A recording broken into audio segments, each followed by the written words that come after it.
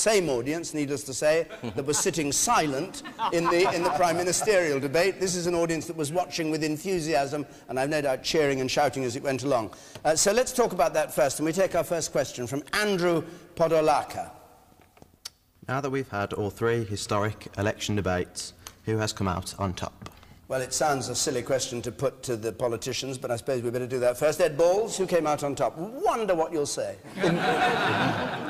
In the end, the answer to that question will be in a week's time in the election when people actually cast their ballots. And I think there's one test for these debates, which is about performance and how you come over, how much you can read your script, how much you can do the style, but there's also an issue about the substance. And I thought the thing which came out really strongly today was questions about jobs this year, about fairness on tax, about whose sums added up, who actually had the leadership and the drive. And I thought that Gordon Brown was very passionate tonight and very up for it. Yeah. And so, as I said, we'll see. It will be decided in the ballot box next Thursday. The debates are important, but they don't decide the election result, the voters do. Okay. We've had the first results of the polls in. They do these immediately afterwards, and they show the order goes Cameron, Clegg, Brown, YouGov in the Sun, Comres on ITV. So that's the order according to the people polled. Vince Cable, do you think they're right, or what did you feel? Well, I will argue that Nick Clegg came out of this whole series exceptionally well. But obviously, at the end of the day, it's the public to decide. I think what has come clearly out of those polls, and also the survey that's been done of people's voting intentions based on the debates, is that I think Nick Clegg and Cameron came out roughly around the same position, and Gordon Brown was a long way behind. You know, and we've got a very different kind of election in which Labour now seem to be out of it. And you've got a two-horse race, but it's a different two horses from the ones we started with. Though YouGov, it has to be said, has Nick Clegg almost 10 points behind David Cameron. With Gordon Brown a long way behind. I think the other point I would make about this debate is I think they've been a marvellous example of democracy. I mean, in the past in this country, people were not allowed to have this debate.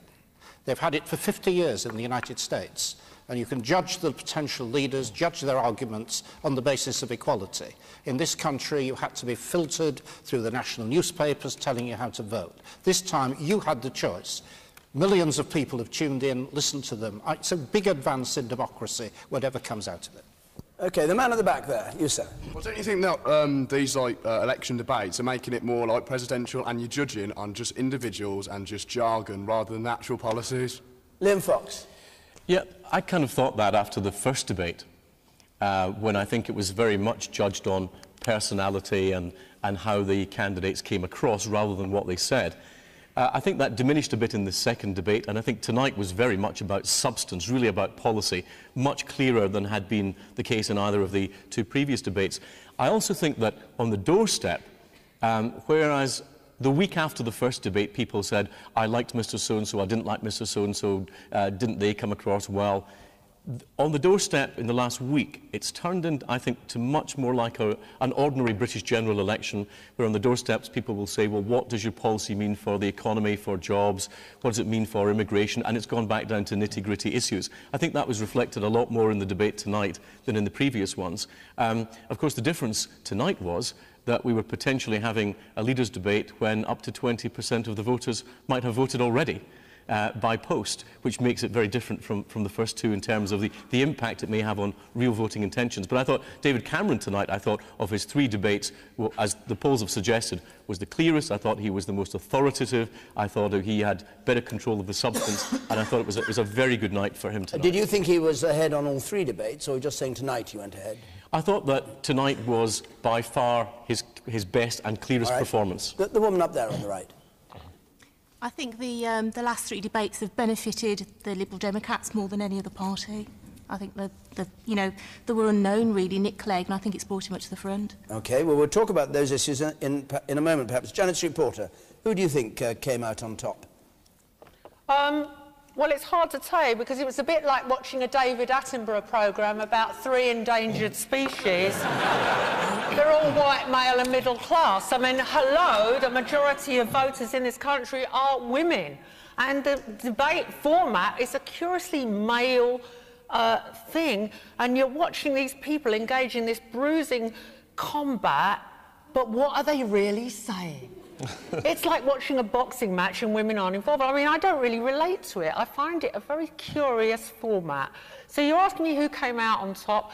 Well, if I'm really cynical about it, I'd say that people under 40 are going to vote for Nick Clegg because he's great on television, he's got a certain kind of charisma, he's camera-friendly. Gordon Brown seemed wooden, kept returning to the same things over and over again. If I hear that bloody word tax credits again, I think I'll just put cotton wool in my ears. I don't think anyone really won. I think democracy was a loser. I think that people may be voting as a result for all sorts of the wrong reasons. And as a female voter, I feel even more disconnected from politics as a result of what went on tonight. OK. The man in spectacles there in the second and third row from the back. I don't agree with Janet Street Porter's last point. I think that these debates have revived an interest in politics that seemed to have disappeared. I think people are talking a lot more about the election as a result of the debates. OK. Alex Salmond. I think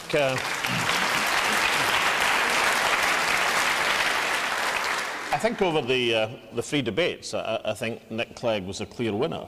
Partly that's because he was allowed to take part, and partly that's because he knew to look at the camera. But I also think Gordon Brown was a clear loser, incidentally, Ed. So but I think there's much improvement could be made in the debates. I think the audience should be allowed to take part. I mean, why should an audience be silenced just because the three participants don't want the audience to react? I mean, we've had question time for many years, years that you'll remember, David, and the audience are allowed to take part. And why not? And David, you know, the great interrogator, David's the prime interrogator on television. Tonight he was reduced to just keeping the time. He wasn't allowed to follow up the points as people made them. That's a ridiculous position. And yes, I do think that election debates held over 4 countries in the United Kingdom should reflect the politics of all these nations. I think there should be a way to include people in the debates. I think it might make for a really interesting debate, more interesting debate. I mean, for example, it might be a good idea to have somebody on these debates who was prepared to argue full square against wasting £100 billion in a new generation of nuclear weapons, while its health and education are under such pressure. I think that Janet makes 2 points, one of which I agree with and one of which I disagree with. I think on the latter point, there were lots and lots of men and women in the